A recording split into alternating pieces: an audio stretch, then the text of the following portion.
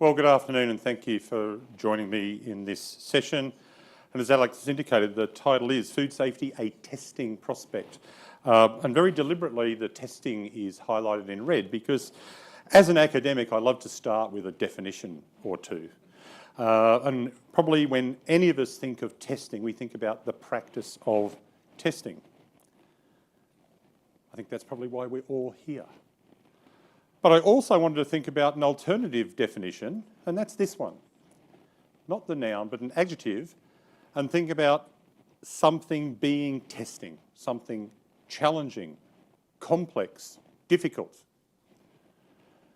And if we then turn briefly to the reason I'm here in particular, and food safety, it is indeed a testing prospect. Because if we think about the burden of foodborne illness globally, this is it. These are figures from the WHO. Scary. And if we think that Australia is the lucky country, no. FSANZ give us similar statistics, a significant burden on society, foodborne illness. So we can think of food poisoning, foodborne disease, foodborne illness as a crime. It is criminal that in the 21st century that we see those figures. We see that amount, the burden of food poisoning globally. What I'd like to think is that through testing in particular, and again, why we're here, as that process, that we can bring law and order to food safety, that we can reduce that burden, and that we can put food poisoning behind bars. So let's return to the usual definition and think about what testing means to us through the lens of food microbiology, why we do it. And I'm going to start with why I do it. That takes me back 35 years to my first job, my first real job. Of course, I'm in academia these days, it's a sheltered workshop, right? But 35 years ago, I started working as a microbiologist in an accredited laboratory, undertaking testing for the company, but also public testing. And then from there, that began my association with NATA, and I completed my 30th anniversary of technical assessment last year. And I'm also a member of the Life Sciences Accreditation Advisory Committee. More technically though, I have maintained since that time a great interest in the performance of testing. In fact, going all the way back to that first job, I actually developed a culture medium, which I may speak about a little later. Sometimes I feel a connection with this guy, David Duchovny, known best for his role in The X-Files. It's Fox Mulder.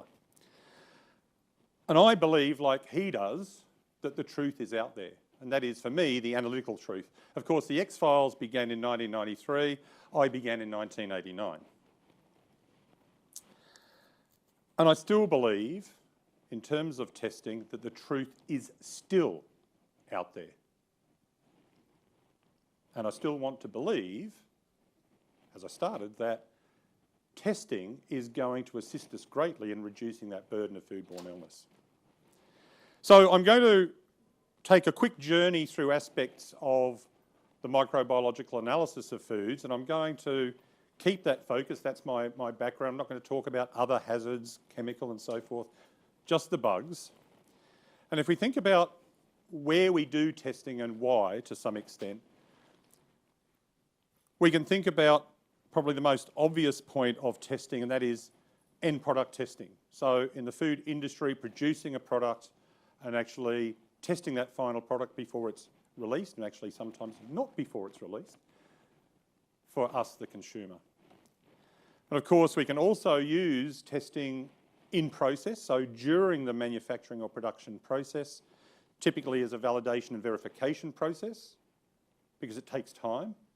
And of course, these days we want to be more proactive in terms of food production, so typically we're using just-in-time analyses. It might be something as simple as pH monitoring or temperature monitoring to try and ensure that the product is indeed going out safely. But we still rely to some extent on end product testing as well as using in-process tests as an adjunct to align with those in-time processes. Further, as we continue to evolve the processes of manufacturing a food and trying to look for increased safety of those products, we can use management interventions, and to understand their efficacy, we use microbiological testing to understand whether it's having some effect or indeed maybe not. Further still, we can use microbiological testing for epidemiological purposes, and that can be in-plant, for example, to look at issues of quality, of spoilage, tracing through, to broader epidemiology of linking victims with a food product in the case of a food poisoning outbreak. And even broader still, we can then think about attribution, that across a market segment, a product segment, even globally, that which types of products are causing the greatest burden of foodborne illness, and therefore where should we be focusing our management at the highest levels, including the regulatory landscape. So what do we typically look for? And again, I should show of hands, how many people are actually food microbiologists in here? Oh, a few, that's good. Sorry, if you're not off to sleep, I'll understand because you've probably heard it all before. But I'm glad we have such a mixed audience. So what do we test for? Basically, what many people will be familiar with is that we look for either detection, that is the presence or absence of a particular organism, or indeed enumeration that we're looking at populations of particular organisms. And I'll focus largely on detection because I'll focus on significant pathogens in relation to food poisoning and testing. But we can also look at identification to the genus or species level of organisms, and indeed further, and especially with the molecular tools we have available today, that we can look at characterisation. So beneath that genome-species level to strain level, and not just identifying strains as distinct from one another, but also to look at the function of organisms, and I'll come back to that point. In terms of analytes then, we can classify them into three broad categories. General utility, this is something we call typically the plate count. So what is the total, I use that in inverted commas, the total population giving us some indication of the general quality of the product. We can then look more specifically at marker organisms that are indicative of failure of processes or the potential for, say, a pathogenic organism to be present. And then, of course, we can look directly for pathogens, and in some cases we use enumeration, and that's typically for the less significant pathogens, but detection for the most significant pathogens. I'm not going to go through this slide, it's really a graphic, just simply to demonstrate one of the challenges that we face today. This is the list, the current list, I must stress, it changes regularly, the list of pathogenic organisms that can be associated with foods. Extensive to say the least. So how do we test? Whole range of ways, and I'm going to talk about a few examples, but basically we have what we call the cultural method, which we can refer to as traditional or conventional, and then we have a whole range of other variations on the theme in terms of making testing easier, in the case of facilitation, or indeed faster, acceleration, and bring all that together, the use of automation to make it both faster and easier, less labour. So let's look at testing. And I like to think of this as the chase. I love a quiz show. Testing is indeed a beast. And I'll tell you why. That I'm going to talk very, very briefly about detection and then talk about the other aspects of the analytical process. Interestingly, over the years, and I'm guilty of this as well as a researcher and academic, is that we tend to focus on detection, on the end part of the analytical process, when indeed there are other very, very important parts of that process that we need to consider, and that's where I'm going to spend most time. Just very briefly, in terms of detection, there are more methods out there than I have faces. Yeah, if you... you might look at the top left. That was me. And you're probably wondering, what the hell happened to him? It's been a hard life. So let's focus on those others and let's think about microorganisms in foods. And this is probably something you don't give a lot of attention to in your daily life. You don't go to the fridge and say, how many bugs are there in that bottle of milk or something like that? But we should give some consideration to that because it's really important in terms of analysis. So typically in terms of the distribution of organisms in foods, occasionally, if we've got a well-distributed food, we might see a somewhat random pattern, if not a fully regular pattern, as you'll see in the top two graphics. But realistically, what happens in food is box C. Basically, we have a range of organisms that can be present, and in some cases, depending on the ecology of that particular point in the food, that organism may survive. In other cases, the conditions are wonderful and the organisms multiply. In other cases still, there may be part of that ecosystem where it's damaging to organisms to the point that the organism dies. So the grey represents an organism that was there. Start thinking about the implications of that for taking samples. Let's look at that. Here's one of those contagious distributions, as we call them.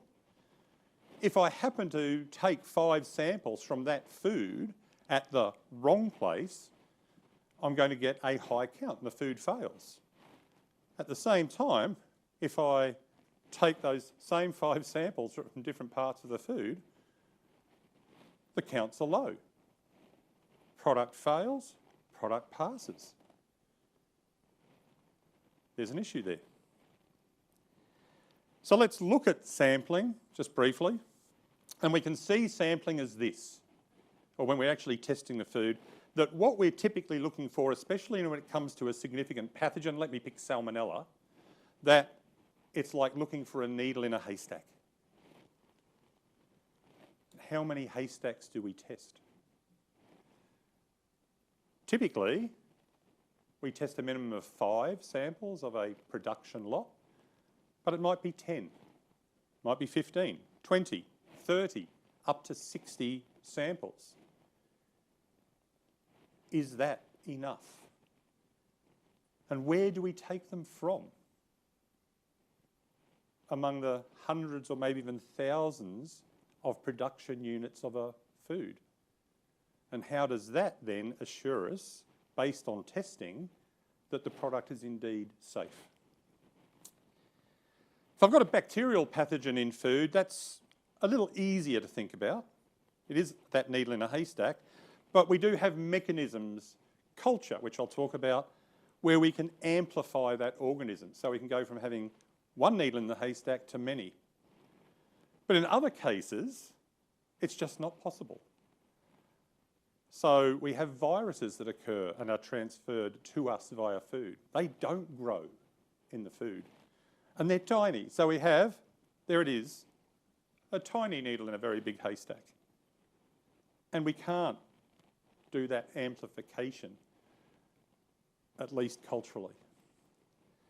Now let's think about what this looks like. And again, for the non-microbiologists in the room, I just want to give you an idea of the challenge that we face. So again, think about needle in a haystack. Let's look at this. A single cell of salmonella is like a Mars bar. Typically, when we're testing for something like salmonella or other significant pathogens, we test at least 1, typically 5 or more, sample units of 25 grams of food. So to put that in perspective, we have a Mars bar sitting in an Olympic-sized swimming pool. And you might think, well, that's easy, right? Because I can walk up to the side of the pool, there's the Mars bar. Detected. Yeah? Not so simple. Because we don't have a swimming pool full of water, we have a swimming pool full of food. It might be ground beef. Now find me that Mars bar. On top of that, in terms of the challenge in analysis, is the fact that our Mars bar does not occur alone. It's surrounded by Snickers bars. There's a background microflora in the food that is going to compete with that organism as we move through the analytical process. And indeed, further still, the Mars bar is typically not intact. That is injured. The Mars bar is broken. And so we have to resuscitate it. Now, I'm not going to go through this in any detail. I know someone's watching the clock over there very carefully. Some years ago, I was involved in a study in the US of chicken carcasses, and I just really want to call your attention to the bottom two lines on that slide. The Campylobacter is one of those significant pathogens, but interestingly, environmentally, it's a very delicate organism. It dies quite easily, or it can be injured quite easily. And basically, as part of that study, we discovered this during the processing of poultry and found that we could use a process of what we call enrichment, resuscitation, but if we did that in a traditional way, where we actually try and suppress the background organisms, those Snickers bars, with things like antibiotics, guess what? The Campylobacters die. So what we had to do was compromise a little, and we had to start off the enrichment process without any of these antibiotics and other what we call selective agents. And by doing that, we could increase the sensitivity, the recovery of the organism by around 25%. Remember where I started talking about the truth is out there. What is the analytical truth?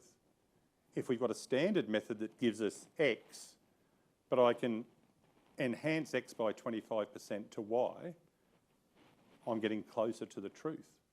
So what did the original method give me? The truth? Maybe not. Again, a beast of a problem.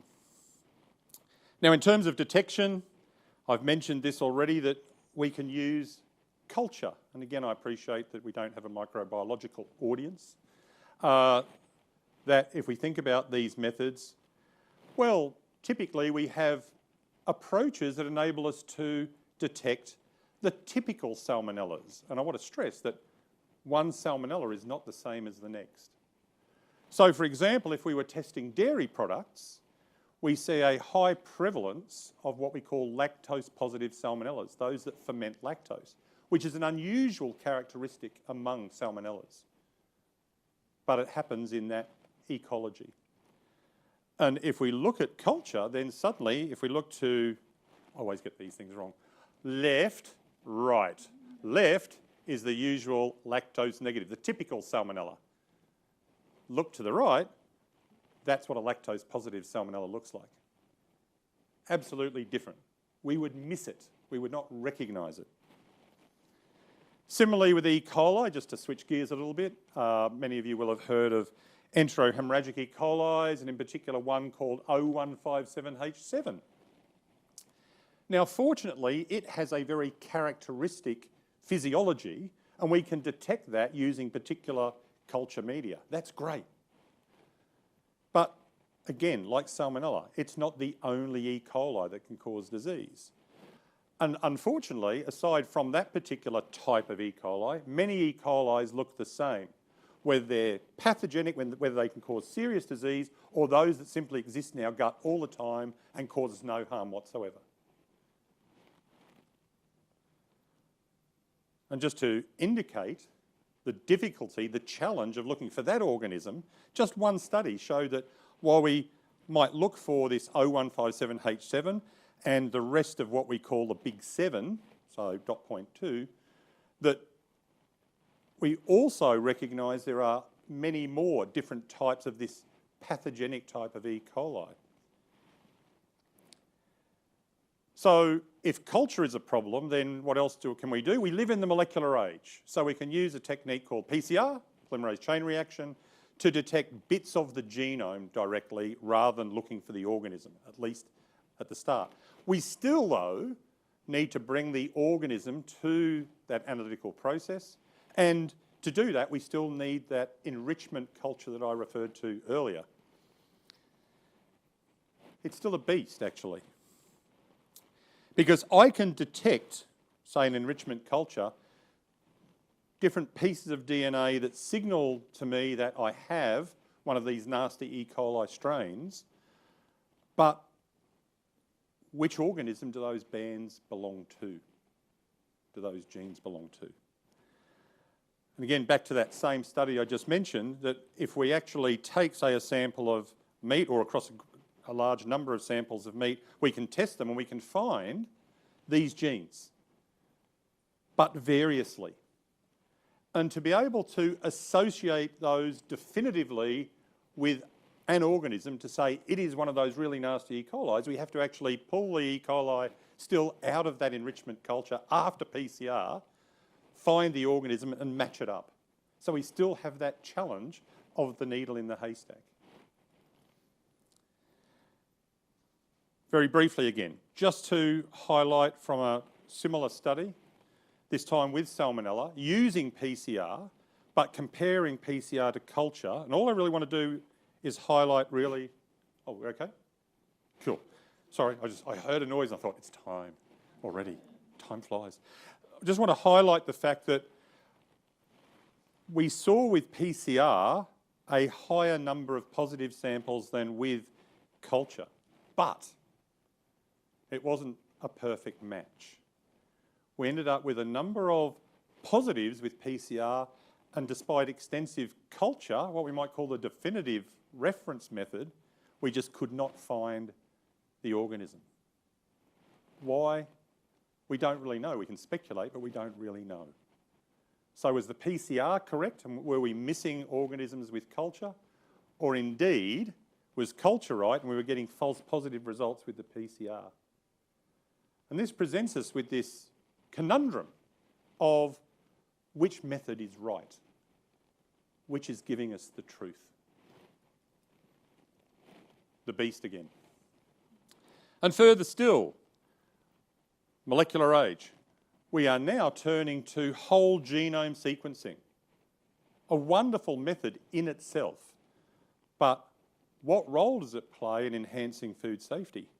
Well, of course, it does enable us to get, if you will, a whole of body fingerprint of an organism and related organisms and closely related organisms and distantly related organisms and compare them.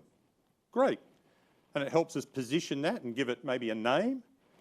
It also gives us a lot of insights into the genes. That's what it is, whole genome sequencing. But what can the organism actually do in terms of causation of food poisoning, of foodborne disease?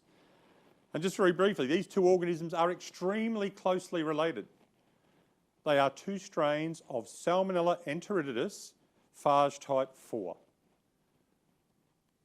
Strains of one of 2,600 different types of Salmonella that we put a name to. Right? So extremely closely related. The one on the, I'm going to do this again, left, is what we might call an ordinary Salmonella. Yes, it can give you a dose of gastro, no problem at all, but it's not a significant pathogen, or as significant. The one on the right expresses a particular cell surface marker, not that important, but it enables it to invade the body more widely, cause more severe disease. Now, whole genome sequencing may say, yes, they're the same organism, the name, that actually both have the same gene that can be responsible for those markers on the surface of the cell, but only one can actually express them. That's why they look different. And what we probably really need in testing is that. What can an organism do? And they're the ones we should be looking for. So back to the bug in food. And again, thinking about the NATA process. So bringing that into play and thinking about what we do in assuring the quality of testing in the laboratory. You heard Jennifer talk this morning and mention this word, competency. And that's what competency means, another definition. And we often apply that to the analyst, to the people. And no doubt people are critical to undertaking quality testing. But do we apply the same thinking to the methods themselves, to the test? We often refer to a particular test, it might be an ISO standard, as the gold standard, as though it is the test, the best test, the only test. But being in this game long enough, we recognise that no test is 100% effective. We can then think about proficiency. And once again,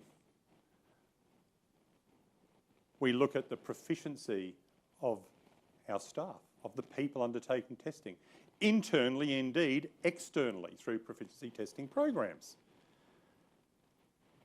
But what about the proficiency of the test? How expert, in a sense, is a test to give us the result that we really need, that analytical truth? If we think about proficiency testing, that typically what we do is use the Mars bar, the intact organism. It's active, ready to go. We put that through our analytical process. Typically we get it back, no problem. But perhaps what we need to be doing is ensuring that if we really want to feel that we're getting the truth with a test method in our hands in a particular lab, that perhaps we should be testing the broken Mars bar. And further still then, given what I mentioned about the diversity of organisms, that perhaps we need to be thinking about what is the type of organism, let's say the type of salmonella that I'm chasing, and am I using even the right strain or the right type of salmonella alongside that concept of using an injured strain to really test the test method. More broadly, and nearly finally, you'll be happy to know, that typically we look for, as I said earlier, presence or absence, or detection or non-detection. Is that enough? Should we really be asking ourselves, in this age of risk-based assessment of food safety, that we should be saying how many of the needles are in the haystack, rather than there's at least one? And further still, among that bundle of needles, what type of needles are they? Are they the avirulent, no public health problems salmonella, your average salmonella, or a hypervirulent salmonella that can cause severe disease? So, to conclude, I hope, I really do, because I'm an eternal optimist, that the truth is actually still out there, and that we will find it, that we will come up with the right testing regime to really give us the analytical truth that really underpins food safety, and that we can put food poisoning behind bars. With that, thank you for your attention, and I'm happy to take questions. Wonderful. we have had a question come through. Sampling MU is presumably large. What's the point of focusing so much on the testing MU? Is it worth testing times and effort of a microlab? That's a big question. With a hopefully short answer. Geez, that didn't sound pointed in any way at all. Okay, in terms of testing, yeah, look, I would think for the time I've been in the game, and certainly before that, so if I think about just a time period like 50 years, if I think about the millions and millions of tests that are done with foods globally every year, has that afforded us a step change in terms of food safety? Perhaps not. And so I think it's a very valid question to say, why are we still doing so much testing? What's interesting though is as we've moved to more proactive processes, so if I think of, certainly in the food arena, we think of HACCP, we think of this idea of assessing process rather than product, that if we look at critical points in production, we monitor those carefully, we could argue potentially that why test the end product, certainly. If we're confident in the process that we're using to make food, why bother with testing at all? Even though we've moved much more into that space and further still into risk-based assessment of our processes, we still see food poisoning. We still see things going wrong. And I think what assures people is to know still there's a fail-safe at the end that we actually undertake end product testing. So will it disappear? No, despite any concerns about uncertainty, and that absolutely is there. And I guess the talk was designed to provoke exactly that thought, was that if we can do better in testing, and that may need even more testing or more complex testing, that perhaps that testing will give us better answers and better food safety outcomes. Wonderful, thank you. All right, one more little round of applause.